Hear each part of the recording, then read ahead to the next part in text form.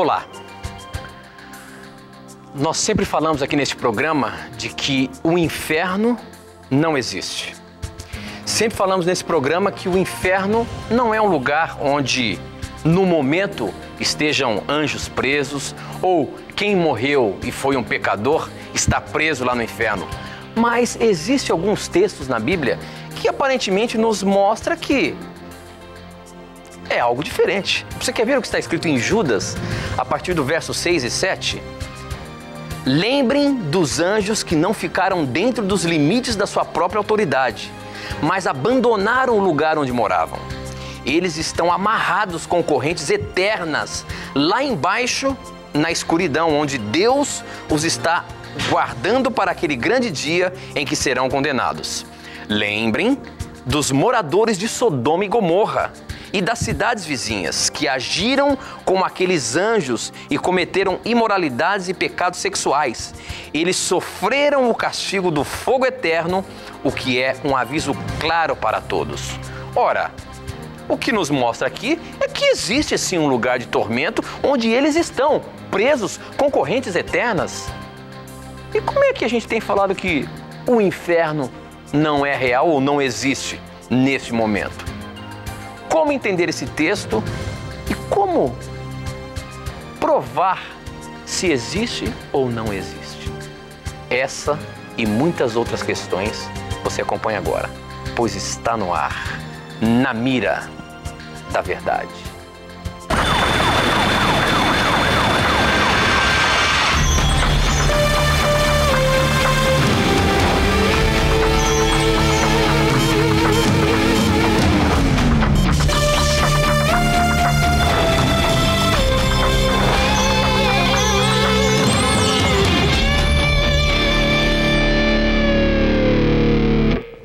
Olá, seja muito bem-vindo. Já nos conectamos com o Brasil e o mundo através das ondas do rádio, da internet e da TV Novo Tempo espalhada por todo o nosso país. Obrigado pelo carinho da sua audiência, obrigado pela sua participação. Os torpedinhos não param de chegar aí. Muito obrigado por você fazer este programa acontecer. Afinal de contas, com as suas dúvidas, com as suas perguntas, é que o programa acontece. E não tenha preconceitos, pergunte o que você quiser. A sua dúvida bíblica, algum assunto teológico que você quer, alguma explicação na Palavra de Deus, mande pra gente. Estamos ao vivo. Este é o programa Na Mira da Verdade. E a TV Novo Tempo leva até você um programa de estudo da Palavra de Deus. Vamos começar o programa cumprimentando meu amigo, parceiro, professor Leandro Quadros. Como é que vai, professor? Tudo bem? Tudo bem, meu amigo. Contente aí por estarmos em mais um Na Mira da Verdade. E com certeza Deus hoje vai nos ajudar para que nós possamos juntos aprendermos o que a Bíblia tem a nos ensinar sobre o assunto. Porque como o Tito sempre bem diz no programa, aqui não é opinião de ninguém, não é opinião de igreja nenhuma, não é opinião da TV Novo Tempo. O que importa aqui é o que a Bíblia diz sobre o assunto. E pedimos que Deus nos ajude para que todos hoje tenhamos humildade, coração aberto para aceitarmos aquilo que a Bíblia vai nos revelar nessa ocasião. Ok, professor. Não lembra de alguns abraços aí? Esse final de semana estivemos longe aí, meu amigo. Ah, realmente. Você tem que me lembrar onde estivemos agora. Nós estivemos na Campal do Ribeirão, lá no interior do Espírito Santo. Isso mesmo. Deu o tico e teco hoje, apagou tudo, hein? Não, quando o assunto é nomes, lugares, eu sou um zero à esquerda, né? Não tem Mas muito jeito. bem. Tá bom, professor. Mas a gente quer mandar um abraço todo especial aí aos nossos queridos irmãos lá de uma campal muito tradicional que tem na Igreja Adventista, em alguns lugares, em especial lá no Espírito Santo. É uma campal que chama-se Ribeirão. Estivemos lá fazendo uma programação final de semana. Um abraço a todos vocês que nos acompanharam aí. Muito obrigado pelo carinho de vocês. Onde nós vamos, somos muito bem recebidos e agradecemos o carinho dos nossos telespectadores, dos nossos amigos que acompanham o programa Na Mira da Verdade. Muito obrigado, Deus abençoe a todos vocês. Mas, professor, vamos lá. Vamos, amigo. A questão é o seguinte, nós sempre falamos aqui sobre que o inferno não é uma coisa real. A pessoa, se morre e não aceitou a Jesus, vai para o inferno, não é isso. O que a gente, pelo menos é o que a gente fala aqui. Só que alguns textos da Bíblia dão-nos entender de que realmente o inferno acontece. E tem uma pergunta, um SMS que chegou ainda há pouco, aqui antes de começar o programa. Deixa eu ver se a pessoa já não mandou de novo, aí sumiu ele aqui. Não, mas tá aqui, ó. E a pessoa está nos desafiando aqui nesse sentido com relação à explicação do inferno. Certo. Por que vocês distorcem a Bíblia quando falam que o sofrimento do inferno não existe. Se a Bíblia fala que haverá choro e ranger de dentes, e onde o fogo nunca se apagará. Como duvidar do inferno? E eu acabei de ler aqui, professor, um texto de Judas que realmente nos deixa claro que o inferno existe, até porque os anjos caídos estão presos lá. Será que é isso mesmo? Você viu que eu li aqui no começo do programa, né? Sim. Lembre dos anjos que não ficaram dentro dos limites da sua própria autoridade, mas abandonaram o lugar onde moravam. Eles estão amarrados com correntes eternas lá embaixo, na escuridão, onde Deus os está guardando, onde Deus o está guardando para aquele grande dia em que serão condenados. Isso dá-nos a entender de que existe o inferno e que eles estão presos lá, acorrentados. Como explicar isso, meu amigo? Vamos lá, meu amigo e nosso querido telespectador ou telespectadora que enviou essa pergunta. Deixa eu ver se tem o nome dela aqui. Tem sim, é a Lucidalva de Goiânia. Lucidalva.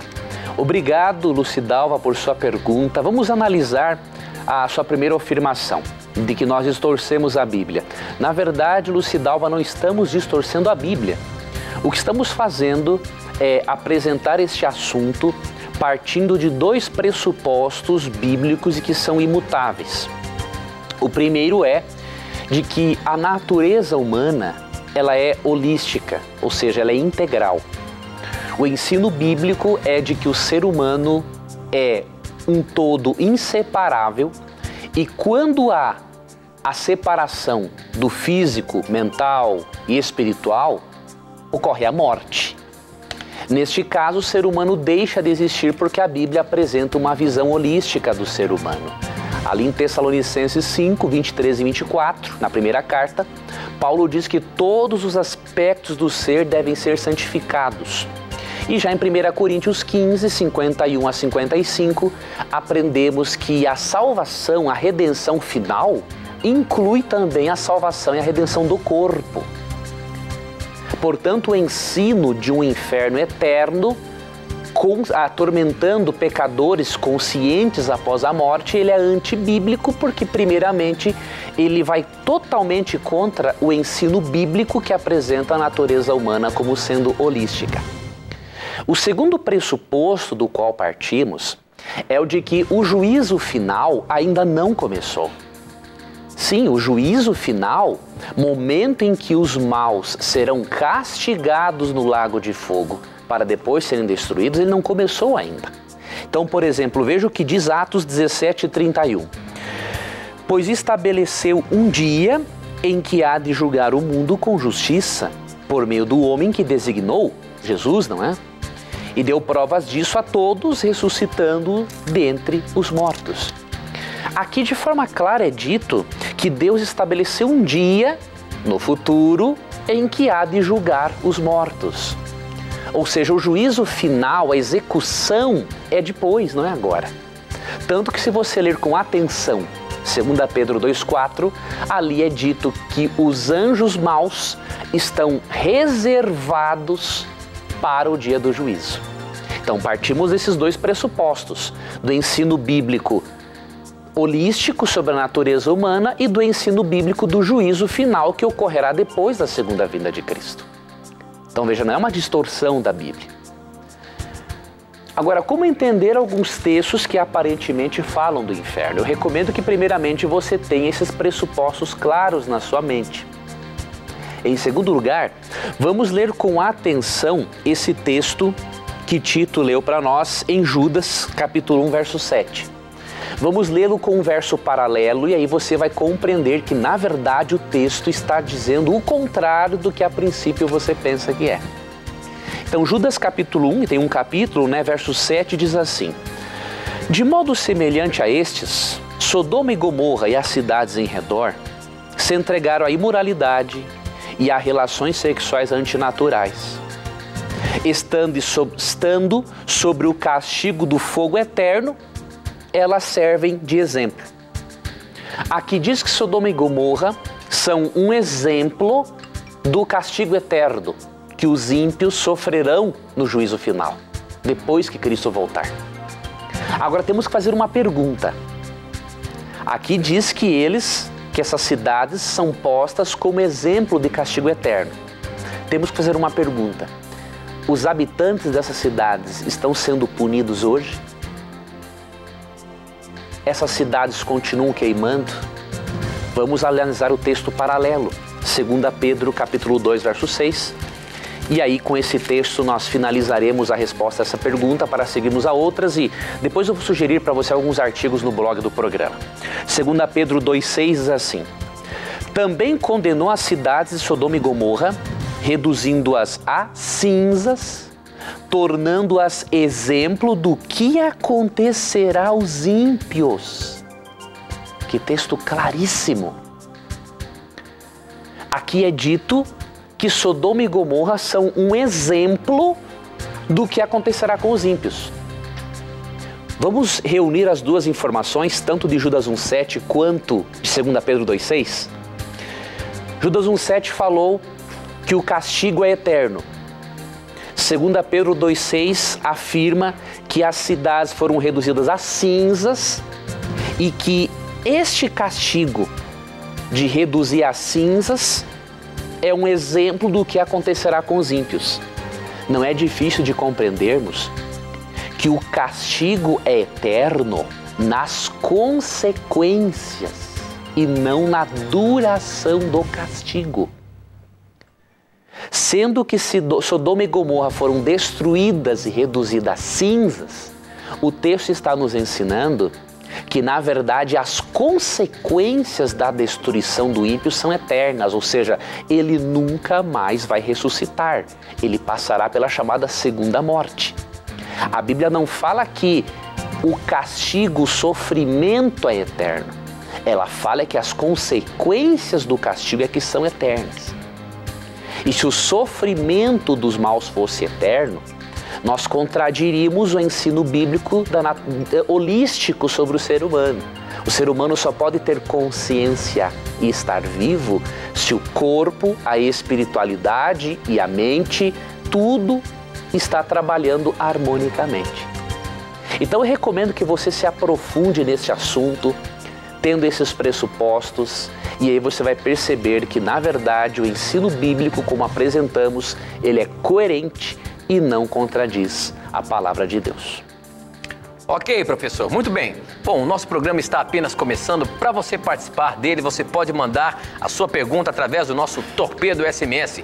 O número é 12991566972. É só você mandar e eu recebo aqui na hora. Tá aparecendo aí no seu GC, 12991566972. Você viu que agora acrescentou um 9 a mais, né? Então, para você mandar aí, atente para isso.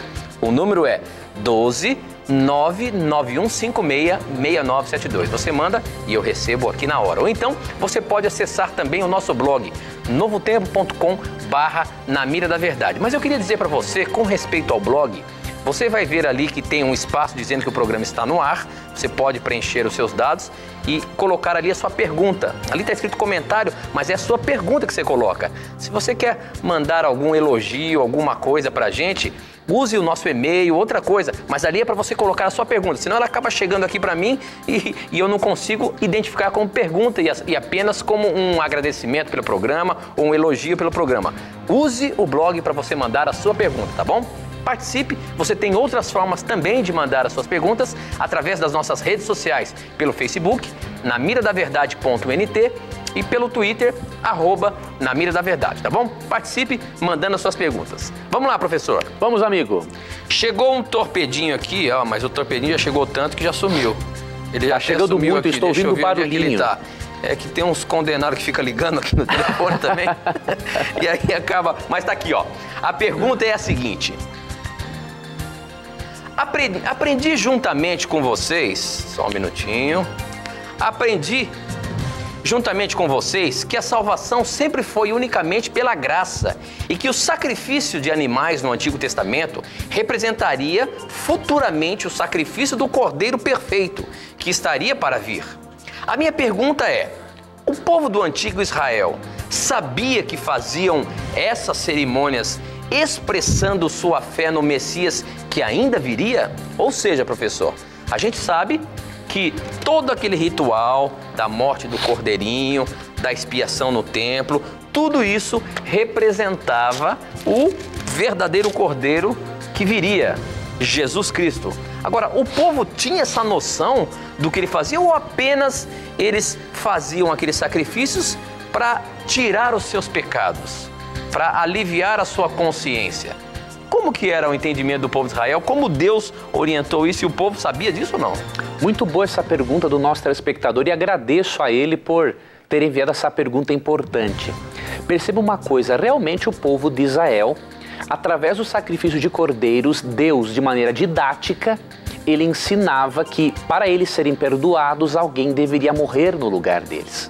Agora, nós não temos a indicação de que eles tivessem conhecimento em detalhes sobre esse assunto. Agora, eles tinham realmente uma noção de que alguém maior morreria por eles. Nós temos essa impressão ao lermos o texto de Deuteronômio 18, 21 e 22. Esse texto é um texto messiânico e quando Moisés o escreveu, ele está falando do Messias aqui, do Salvador. Então eu vou ler para você. Deuteronômio 18, 21 e 22. Mas talvez vocês perguntem a si mesmos, como saberemos se uma mensagem não vem do Senhor? Se o profeta proclamar, ou melhor, peguei o texto errado aqui, não é esse não. Não é esse não. É um outro texto aqui, ó. Deixa eu pegar aqui, eu acho que é Êxodo. É um texto que fala do Messias aqui.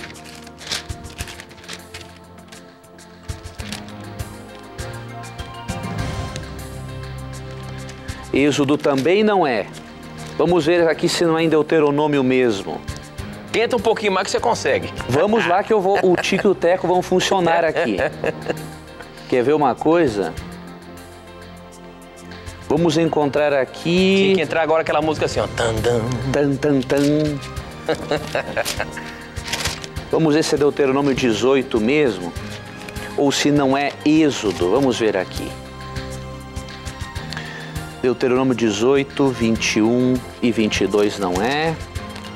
Vamos ver se não é Levítico. Será que eu não vou encontrar o texto, Tito? Rapaz, isso aí vai ser a primeira vez, rapaz. Você trata de achar esse negócio aí, senão você vai ser flechado agora na mira, hein? Você flechado na mira, eu vou ter que encontrar o texto depois.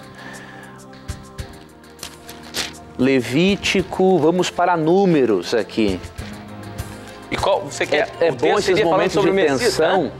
São bons esses momentos de tensão, bom para quem está do outro lado da tela, não para quem está aqui, não é?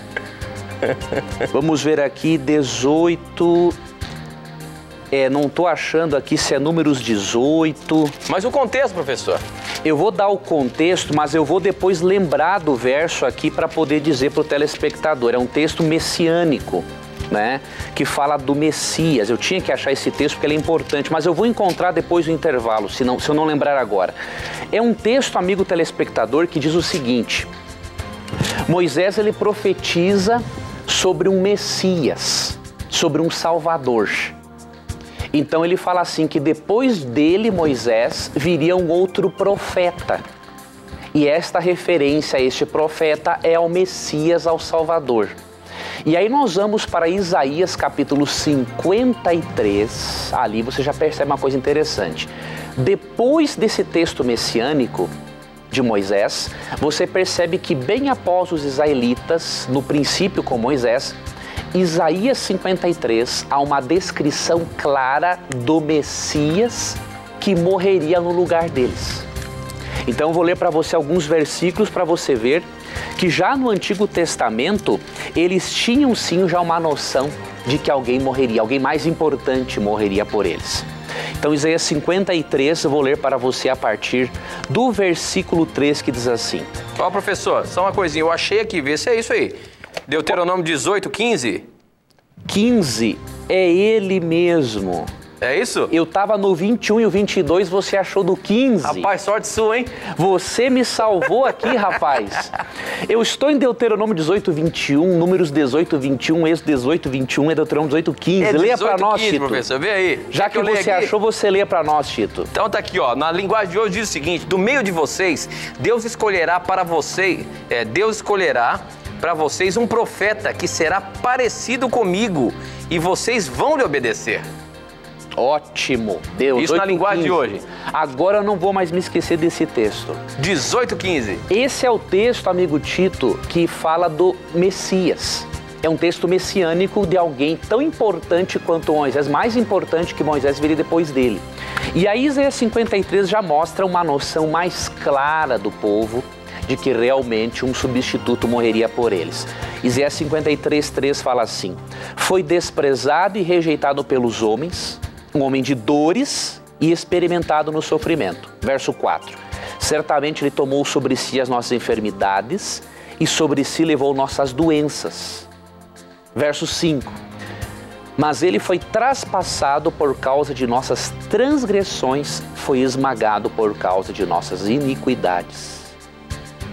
O castigo que nos traz a paz estava sobre ele e pelas suas pisaduras fomos sarados. Verso 7: ele foi oprimido e afligido e contudo não abriu a sua boca como um cordeiro. Então realmente, mesmo que o povo antigo não tivesse conhecimento dos detalhes, eles entendiam sim que o cordeirinho demonstrava que um cordeiro maior, ou seja, o Messias, morreria pelo ser humano. Ok, professor, muito bem. Bom, nós temos perguntas aqui que estão chegando de todos os lados, no torpedinho. Só para vocês terem uma ideia, deixa eu ver aqui, mais de 160 perguntas já chegaram. Não desanime não, hein? Se você tiver sua pergunta para colocar, manda pra gente, que a qualquer momento ela vai entrar na mira da verdade. Agora tem uma pergunta que chegou aqui pelo nosso blog, ela vem lá de Afrânio, no Pernambuco. O Danilo mandou a seguinte pergunta: sendo que biblicamente não é correto adorar a anjos, por que os 3 anjos que foram avisar a Abraão da destruição de Sodoma e Gomorra aceitaram a adoração de Abraão? Por acaso eles eram a Trindade? Olha aí, professor. Quando esses anjos foram lá falar para Abraão sobre Sodoma e Gomorra, eles aceitaram uma adoração, mas a gente sabe que anjos não são para ser adorados. Porventura a Bíblia nos mostra que esses 3 seres estavam relacionados com a Trindade? Na verdade, querido amigo, quando lemos Gênesis capítulo 18, que é o capítulo da sua dúvida, percebemos que o texto menciona o Senhor e 2 anjos aparecendo a Abraão. Ou seja, em forma humana, o Senhor Jesus Cristo e 2 anjos apareceram, não foi a Trindade, não. Então olha aqui que diz o verso 1, ó. O Senhor apareceu a Abraão perto dos carvalhos de Manre, quando ele estava sentado à entrada de sua tenda na hora mais quente do dia. Abraão ergueu os olhos e viu 3 homens em pé a pouca distância. E aí quando você lê o capítulo 18 e o capítulo 19, você percebe no verso 1 do capítulo 19 que as outras 2 pessoas eram anjos. Olha aqui, ó. Os 2 anjos chegaram a Sodoma ao anoitecer e Ló estava sentado à porta da cidade.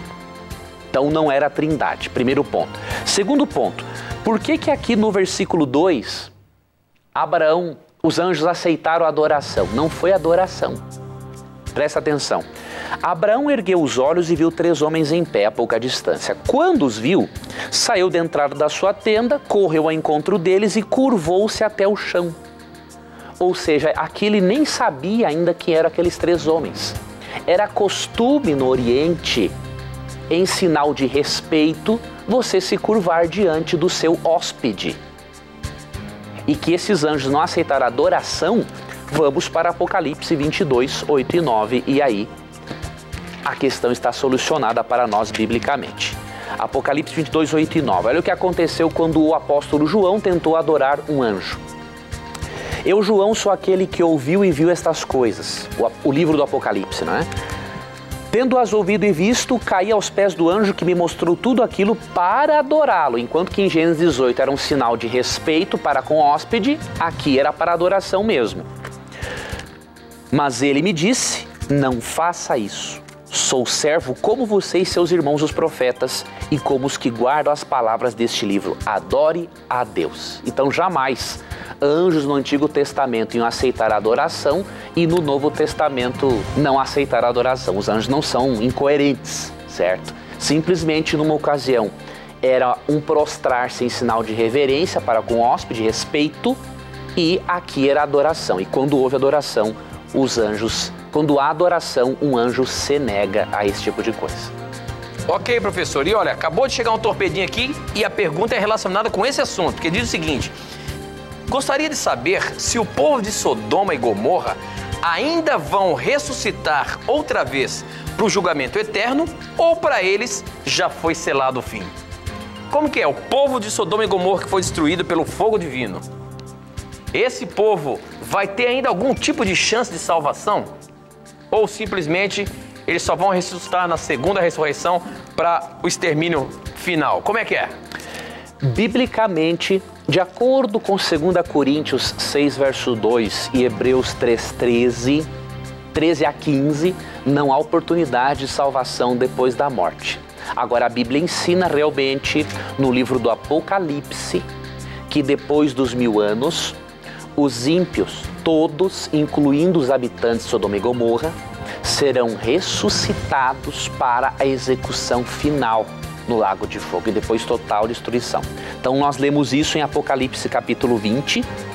Vamos ler aqui a partir do versículo 5. O restante dos mortos não voltou a viver até se completarem os 1000 anos. Esta é a primeira ressurreição. Felizes e santos que participam da primeira ressurreição, que ocorre quando Cristo voltar. A segunda morte não tem poder sobre eles. Serão sacerdotes de Deus e de Cristo e reinarão com ele durante 1000 anos. Verso 7. Quando terminarem os 1000 anos, Satanás será solto de sua prisão e sairá para enganar as nações que estão nos 4 cantos da terra. Perceba que depois do milênio ocorre a ressurreição dos maus e aí Satanás tem alguém para ele enganar, para tentar tomar a cidade santa de Deus que vai descer do céu, de acordo com Apocalipse 27 a 9 e também Apocalipse 21. Então, eles serão sim, farão parte da segunda ressurreição para o castigo final. Ok, professor. Bom, nós temos que fazer um intervalo, mas aproveite o intervalo, formule sua pergunta, seja aquela pergunta mais capciosa e manda pra gente. E ela vai estar na mira da verdade. Não sai daí não, a gente volta já já.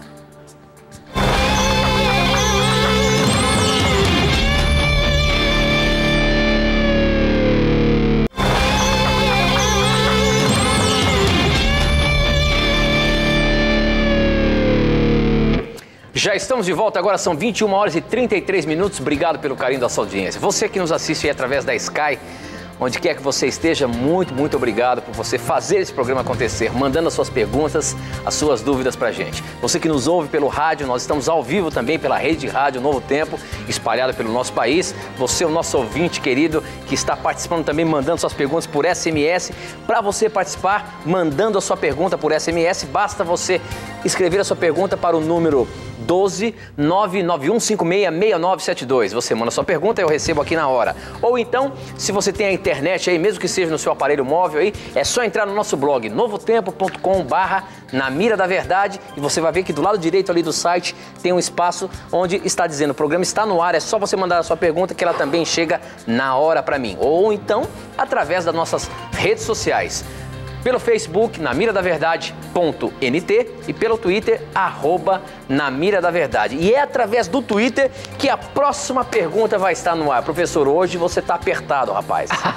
Hoje a mira pra você tá muito bem apontada. Se segura, viu? Tá apontada. Essa pergunta aqui é outra daquelas que eu quero ver se você vai patinar, meu amigo. A questão é a seguinte. Quem mandou essa pergunta foi o Joelson Santos e ele diz o seguinte: se Deus não aceita ofertas de mortos, como entender 2 Samuel 21:6? Na verdade, Davi aqui pediu alguma coisa muito estranha, professor. Agora, será que isso foi para Deus mesmo ou não? Veja só, 2 Samuel 21:6 diz o seguinte, vou ler o 5. Não, vou ler parte do 4 só para a gente entender o contexto aqui. Então, o que é que querem que eu faça? Perguntou Davi.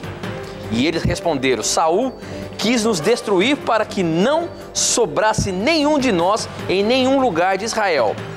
Aí o povo diz: então entregue-nos então 7 homens descendentes dele e nós o enforcaremos diante de Deus o Senhor e Gilbeá, a cidade onde nasceu Saul, o rei escolhido pelo Senhor.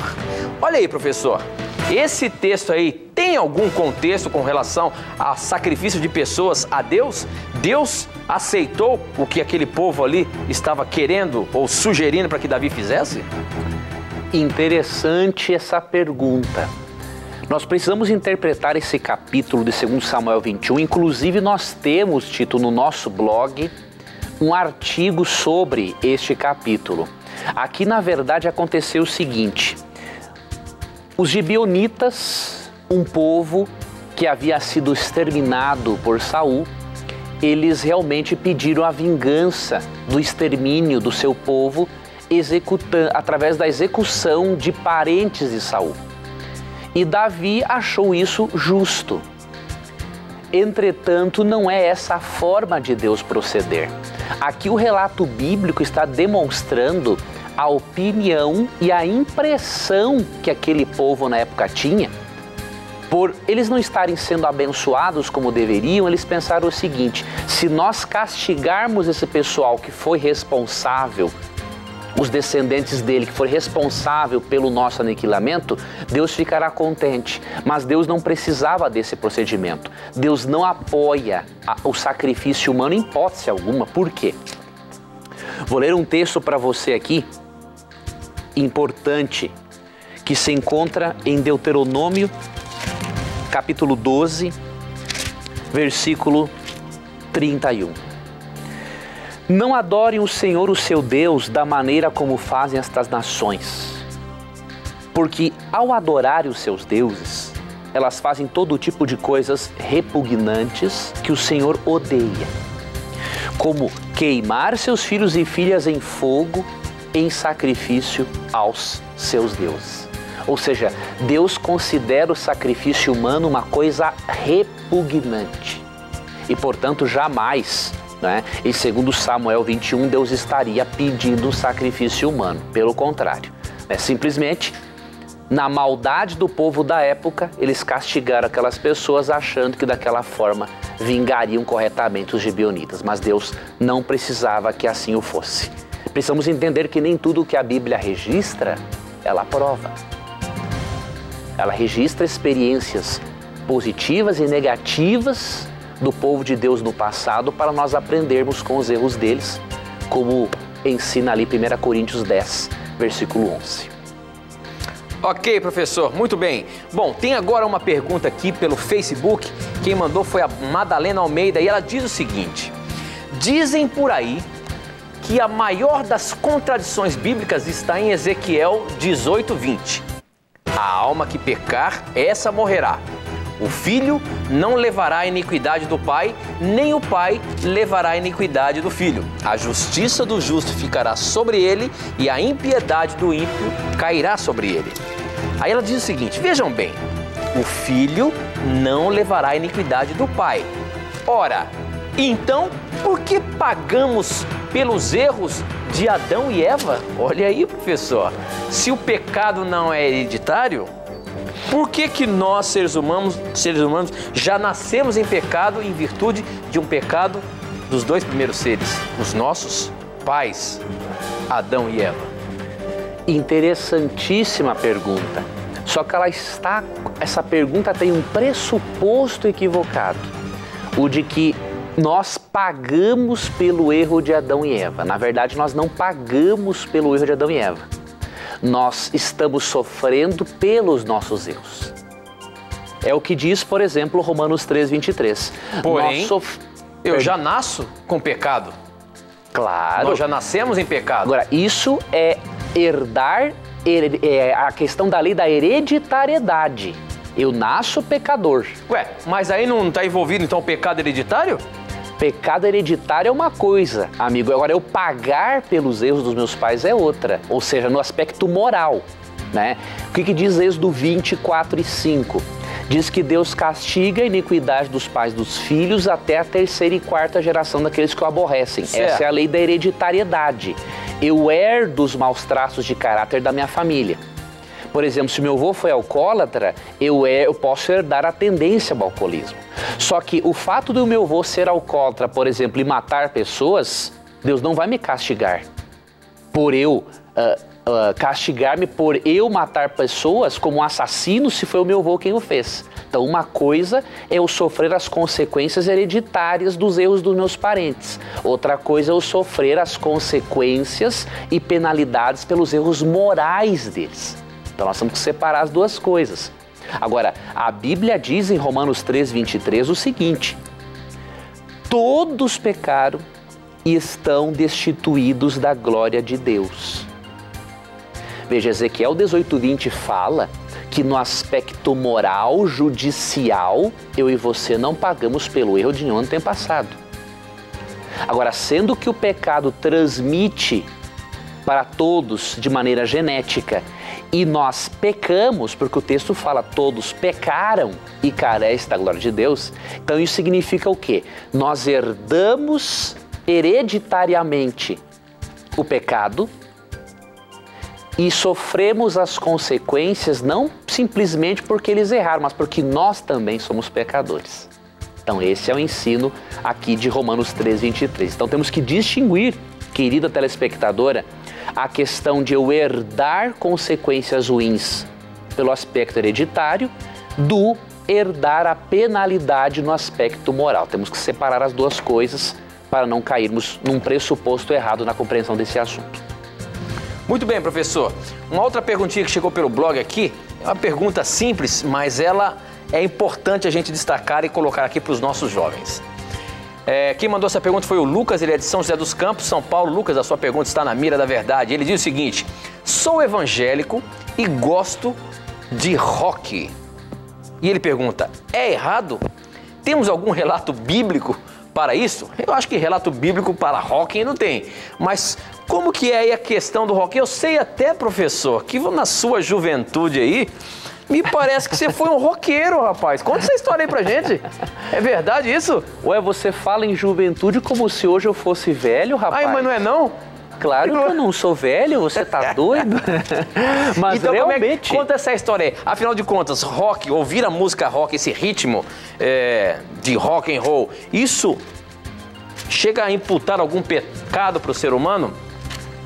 Olha, você pode contar a sua história também, viu? Eu posso dizer, amigo Tito, por experiência própria, que eu particularmente, e também por um princípio bíblico que eu vou mostrar para o telespectador, o Tito tem razão. Eu no passado, na minha adolescência, eu escutava muito heavy metal e gostava disso, né?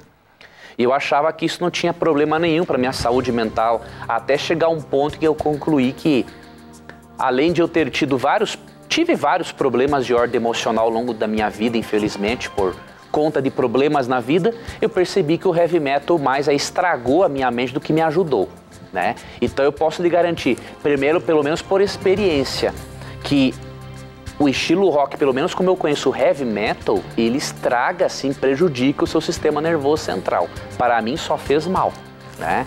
Então, graças a Deus, eu não gosto mais disso, não escuto mais isso depois que eu conheci a Bíblia e Deus foi me mudando nesse sentido. Agora, você precisa também ter em conta uma coisa.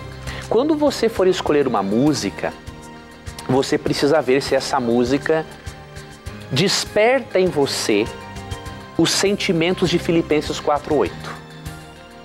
Então isso envolve a letra e também o ritmo da música. Se a letra e o ritmo lhe inspiram esses pensamentos nobres de Filipenses 4:8, você pode escutar tranquilo. Agora, se não lhe inspiram, eu recomendo que você peça ajuda a Deus para deixar de gostar dessas coisas. Então, em Filipenses 4:8 diz assim: finalmente, irmãos, tudo o que for verdadeiro, tudo o que for nobre, tudo o que for correto, tudo o que for puro, tudo o que for amável, tudo o que for de boa fama, se houver algo de excelente ou digno de louvor, pensem nessas coisas. Não estou dizendo que nós temos que ouvir só música sacra, não é isso. Deus fez a música é uma expressão de tudo aquilo que o ser humano sente e pensa. Então há momentos em que o ser humano faz música que não é sacra, mas que mesmo não sendo sacra, ela se enquadra nesses princípios de pureza de Filipenses 4:8. Então, eu particularmente duvido que músicas de rock, heavy metal, você possa encontrar todos esses princípios. Então analise muito com carinho isso, Veja se o ritmo e a letra contêm os princípios de pureza de Filipenses 4:8. Se não tiver esses princípios, tire da sua vida, peça ajuda a Deus e Deus vai ajudar você a aprender a apreciar coisas melhores, mais saudáveis para a sua mente. Ok, professor, agora chegou aquele momento esperado. Aqui no programa Na Mira da Verdade, existe um momento onde a mentira vai ser desmistificada, vai ser botada por terra. Esse agora é o momento da mentira.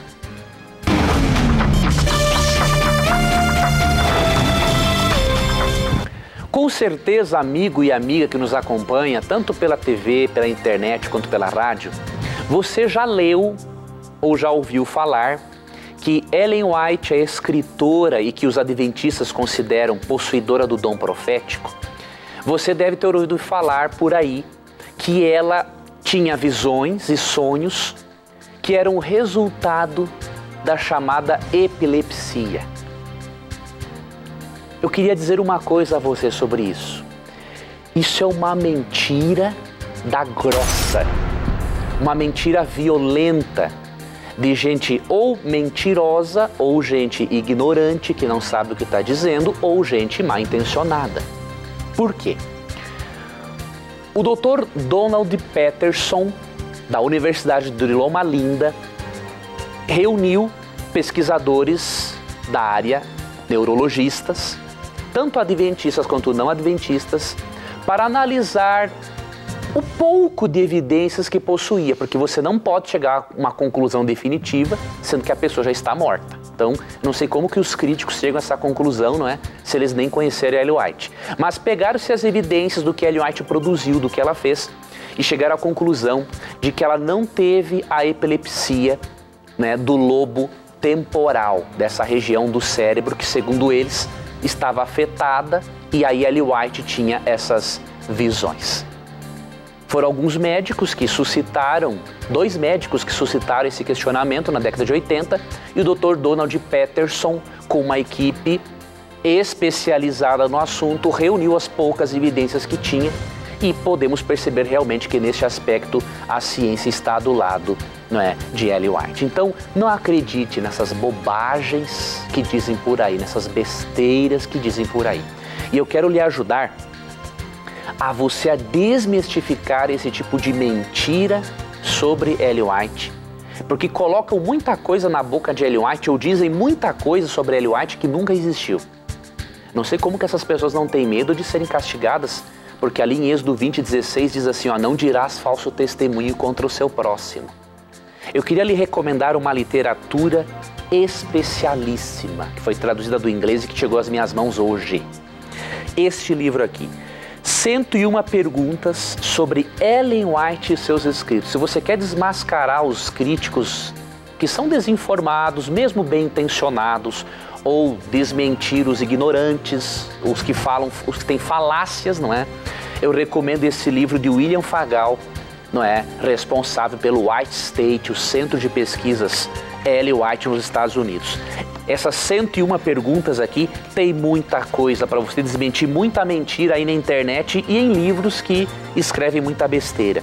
Então tem perguntas sobre Ellen White e sua inspiração, perguntas sobre os padrões da Igreja Adventista, o que ela afirmou, perguntas sobre o tempo do fim, perguntas sobre saúde e alimentação, perguntas sobre a Igreja Adventista, o que Ellen White afirmou sobre o assunto, perguntas sobre vida espiritual, casamento e sexo, perguntas diversas, ou seja, esses 8 grupos de perguntas contêm 101 perguntas e respostas. Então esse livro é espetacular. Você pode adquirir com a Casa Publicadora Brasileira, pelo telefone 0800 9790606 em horário comercial ou pelo site cpb.com.br. É um grande livro que vai lhe ajudar a desmistificar, inclusive essa mentira horrível de que Ellen White tinha visões como fruto de epilepsia. Tenha dó quem afirma uma coisa dessas, né? Ok, professor. Muito bem. Professor Leandro Quadros, hoje nós temos aqui uma plateia e tanto, rapaz. Foi chegando gente. Hoje nós estamos aqui com o estúdio cheio. Mas que coisa boa, rapaz. Vocês vão aparecer hoje. Eu queria mandar um abraço todo especial para esse povo que veio assistir aqui o programa Na Mira da Verdade. Obrigado pelo carinho de vocês. Um aceno aí, um abraço. Se o programa é ao vivo mesmo, viu, meu amigo? Olha lá, veio uma multidão. Obrigado aí, eles não estão muito bem acomodados não, porque não tem nem espaço aqui, mas eles fizeram questão de estar aqui junto com a gente. É um prazer muito grande receber cada um de vocês aqui. Que Deus abençoe a todos vocês, viu? Mas vamos lá, não vamos parar não, porque tem mais uma aqui que você vai ficar na mira, professor. A pergunta é o seguinte: no livro de Gálatas, no capítulo 4, diz que o evangelho nos isenta da lei. Então, não precisa guardar o sábado e evita comer, e deixar de comer carne de porco. Olha aí o que os nossos irmãozinhos estão querendo ver aí, a liberdade das leis. Como é que é isso, professor? Lá em Gálatas 4, realmente, ali a partir do verso 21, ele começa a dar uma explicação, dá-nos a entender de que hoje nós temos uma igreja livre. Como é que é isso aí, meu amigo? Realmente, esse capítulo isenta as leis de Deus, tanto os 10 mandamentos como aquelas leis dos animais, dos alimentos puros e impuros? Como é que é? Olha, é muito importante nós auxiliarmos nossos queridos, sinceros e honestos irmãos evangélicos neste ponto. Porque muitos irmãos, ao lerem a carta aos Gálatas, pensam que a lei de Deus foi abolida. Na verdade, queridos irmãos, digo irmãos com toda a sinceridade do meu coração, porque assim os considero. Queridos irmãos, temos que analisar uma coisa. Paulo em Gálatas, ele não está sendo contra a lei de Deus, mas ele está lidando com um sistema religioso que colocava a lei de Deus no lugar errado. Quer ver uma coisa? Vou ler para você o capítulo 3, que também é uma das bases para você entender o capítulo 4 e toda a carta aos Gálatas. Capítulo 3, a partir do verso 1, olha que interessante. Ó Gálatas insensatos, quem os enfeitiçou? Não foi diante dos seus olhos que Jesus Cristo foi exposto como crucificado? Gostaria de saber apenas uma coisa. Foi pela prática da lei que vocês receberam o Espírito ou pela fé naquilo que ouviram? Será que vocês são tão insensatos que, tendo começado pelo Espírito, querem agora se aperfeiçoar pelo esforço próprio? Perceba, os Gálatas estavam querendo adquirir a salvação pelas obras, pela observância da lei. Eles acreditavam que se eles observassem todas as instruções da lei de Moisés, pronto, eles estariam salvos. Paulo está sendo contra este comportamento, diríamos, legalista, que coloca a lei como meio de salvação. Agora, Paulo não é contra os padrões morais de Deus, por quê? Você percebe na própria carta aos Gálatas, a partir do capítulo 6, que Paulo já começa a demonstrar que mesmo nós sendo salvos unicamente pela graça, o resultado dessa graça atuando no nosso interior é a prática de boas obras. Então em Gálatas 6, por exemplo, olha o que ele diz aqui, ó, no versículo 2. Levem os fardos pesados uns dos outros e assim cumpram a lei de Cristo. Verso 4. Cada um examine os próprios atos e então poderá orgulhar-se de si mesmo sem se comparar com ninguém. Verso 9, olha que interessante. E não nos cansemos de fazer o bem. Ora, a lei nos ensina a fazer o bem. Os mandamentos nos ensinam a fazer o bem.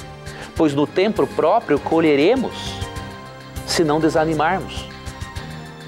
Portanto, enquanto temos oportunidade, façamos o bem a todos, especialmente aos da família da fé. Então veja, Paulo não é contra os padrões morais de Deus. Ele é contra colocar a lei como meio de salvação. Então, analise esse contexto geral da carta aos Gálatas e não se esqueça de um texto fundamental, Romanos 7:12. Ali Paulo diz que a lei de Deus é santa, justa e boa. Ele dá 3 características para a lei. A lei é santa, ou seja, é sagrada. A lei é justa, ou seja, não há injustiça alguma nela, e ela é boa. Então, jamais ele poderia abolir a lei. O que ele faz é tirar a lei do seu lugar errado. A lei não pode perdoar você e eu. A lei não pode nos colocar no céu, só Jesus Cristo. A lei é o resultado de um coração transformado pela graça e nunca, jamais o meio de salvação. Então, analise esse contexto todo e você vai perceber que o Evangelho não nos dá liberdade para pecarmos ainda mais. O Evangelho, ele nos liberta do poder do pecado, da culpa e a cada dia nos torna mais semelhantes a Cristo. Muito bem, professor. Ainda temos alguns minutinhos. Essa pergunta agora vai ficar para você. Quero ver aí como é que você sai dessa. Quem mandou foi o Alex Campos, ele é de Vila Velha, no Espírito Santo. Ele diz o seguinte: o mandamento é claro em afirmar que não se deve adorar imagens. Então, como explicar números 21, 8 e 9? Vamos ler lá o que diz número 21, 8 e 9. Números 21, 8 e 9 diz o seguinte: faça uma cobra de metal e pregue num poste. Quem for mordido deverá olhar para ela e assim ficará curado. Então Moisés fez uma cobra de bronze e pregou num poste. Quando alguém era mordido por uma cobra, olhava para a cobra de bronze e ficava curado. Se o próprio Deus escreveu nas tábuas da lei, não adorarás imagens de escultura, como que o próprio Deus manda Moisés fazer uma serpente, pregar num poste para que o povo olhasse para ela e fosse curado? Como entender isso, meu amigo? Pergunta interessantíssima. Você tem apenas 2 minutinhos, você consegue? Consigo, eu vou responder em 1 minuto para te dar 1 minuto para você oferecer o curso bíblico. Então manda. Tá bom? Olha aqui, ó. Interessante, querido amigo. Perceba que em Números 21, 8 e 9, nesse contexto, o povo havia pecado grandemente contra Deus e aí Deus tirou a proteção deles e serpentes no deserto começaram a morder e mataram muitos. E aí o que Deus fez? Mandou construir, não é, esta imagem para que todo aquele que olhasse para a serpente fosse curado. Ou seja, quem tivesse fé no mandamento de Deus seria curado. Veja que em nenhum momento aqui é dito para adorar aquilo. Nenhum momento. Agora, por que Deus mandou fazer isso? Aqui tinha um simbolismo muito interessante. Olha João 3, 14 e 15. Da mesma forma como Moisés levantou a serpente no deserto, assim também é necessário que o Filho do Homem seja levantado, para que todo o que nele crer tenha a vida eterna. Olha que interessante. A serpente, naquele contexto, representava o corpo imperfeito de Cristo. O corpo, não o aspecto moral, que era perfeito. O corpo de Cristo, que sofreu as consequências do nosso pecado, pendurado na cruz. Assim como as pessoas, ao olharem para a serpente, seriam curadas, quem olha para Cristo na cruz recebe o perdão de seus pecados, é curado do pecado. É isso o simbolismo que Deus queria transmitir e não de idolatria. A maior prova disso é que em 2 Reis 18:4, não vou ler o texto agora, só vou deixar a referência, quando o povo começou a adorar a serpente, sabe o que aconteceu? Deus mandou destruir. Então isso prova que se Deus mandou destruir a serpente, né, em 2 Reis 18:4, isso é uma prova de que Deus não fez aquela imagem para ser adorada. Deus não é contra a arte, Deus é contra a adoração da arte. Muito bem, professor. Olha só, para você receber essa revista que é um verdadeiro curso bíblico, basta você acessar o nosso blog novotempo.com/Na Mira da Verdade. Você vai ver a imagem dessa revista aqui, é só você clicar lá, vai abrir um espaço para você colocar os seus dados e você vai poder receber na sua casa sem pagar nada, tá bom? Acesse lá o nosso blog novotempo.com/Na Mira da Verdade e receba essa revista gratuitamente. É um verdadeiro curso bíblico para você. Professor, nosso tempo já estourou, a gente tem que encerrar, amigo. E a gente se encontra na terça-feira que vem, se Deus quiser. Um abraço, meu amigo Tito. Deus abençoe a você, telespectador, amigo ouvinte, internauta. Muito obrigado pelo seu carinho. E nunca se esqueça de uma coisa, sempre que você tiver a coragem de perguntar unicamente a Bíblia, terá coragem de lhe responder. Um abraço e até o nosso próximo encontro. E aqui você já sabe, sempre as suas dúvidas, os seus questionamentos estarão na mira da verdade. Tchau.